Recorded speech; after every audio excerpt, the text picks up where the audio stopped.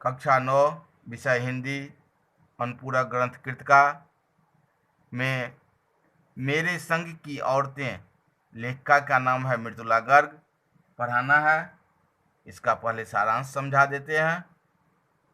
लेखिका द्वारा लिखा गया यह एक संस्मरणात्मक गद्य है जिसमें लेखिका ने अपने परिवार की औरतों, अपनी नानी, अपनी माँ तथा अपनी 4 बहनों के बारे में बताया है। उसे तत्कालीन घरेलू, आर्थिक, सामाजिक तथा शैक्षिक स्थिति से परिचित कराया है।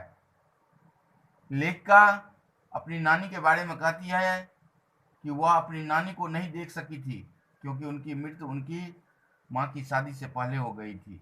उनकी नानी परंपराओं को मानने वाली, अनपढ़ तथा पर्दानशी करने वाली महिला थी। उनके पति शादी के तुरंत बाद उन्हें घर छोड़कर बैरिस्ट्री पढ़ने विलायत चले गए। जब कैम्ब्रिज विश्वविद्यालय से वकालत की डिग्री लेकर वापस आए तो उनके आचार विचार में अंग्रेजियत साफ झलकती थी। नानी इन बातों से दूर रहकर अपना जीवन अपने ढंग से जीती थी। उन्होंने कभी भी अपनी इच्छा इजहार अपने पति के सामने नहीं किया।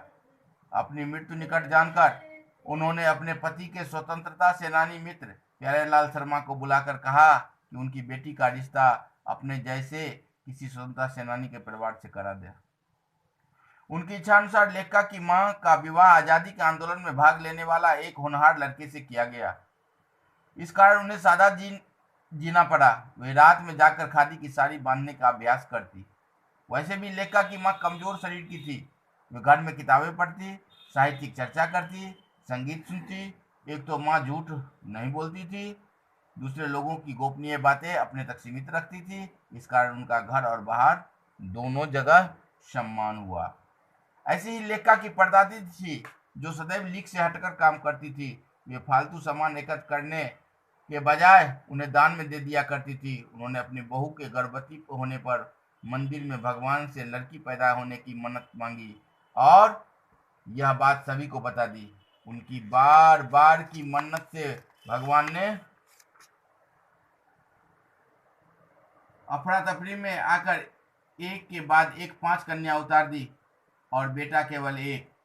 एक बार हवेली के मर्द किसी बारात में गए थे। औरतें रत जग्गा कर रही थी, तभी एक चोर उसी कमरे में घुस आया जिसमें परदादी सो रही थी।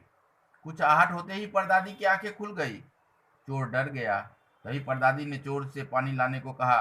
पानी लाते समय चोर को पकड़ लिया और उसने कहा उनके सामने लाया गया। उन्होंने पानी पीकर आधा चोर को पानी पिलाया और उसे बेटा मानते हुए छोड़ खेती करने की नेक सलाह दी।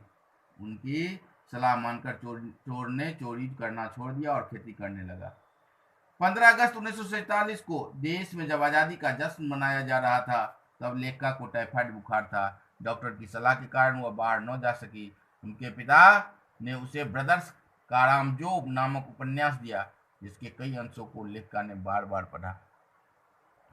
लेखिका अपनी माँ और परदादी के बारे में बताने के बाद अपनी बहनों के बारे में कहती है। उसकी सबसे बड़ी बहन थी मंजूर, जिसे घर में रानी कहते थे।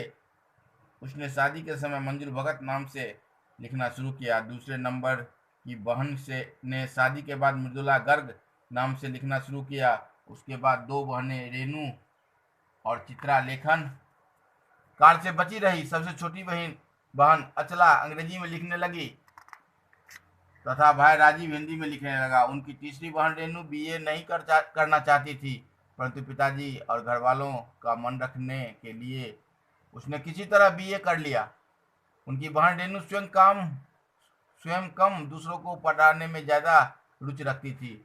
उसके अपने अंक कम किंतु उससे पढ़ने वाले के अंक अधिक आते थे। वह निश्चयी थी।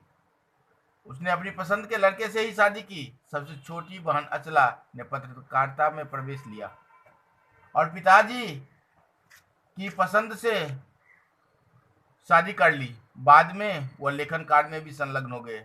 विवाह के बाद लेखिका को बिहार के डालमिया नगर जैसे पिछड़े स्थान पर रहना पड़ा, जहां सिनेमा देखते समय पति पत्नी अलग बैठते थे। उन्होंने वहां मर्दों औरतों को एक साथ नाटक करने के लिए राजी कर लिया और नाटकों से अकाल राहत कोष के लिए धन एकत्र किया। इसके बाद लेखिका कर्नाटक के बागलकोट में रही। वहां उन्होंने कैथोलिक बिशप से स्कूल खोलने की प्रार्थना की, जिसे उन्होंने अनसुना कर दिया।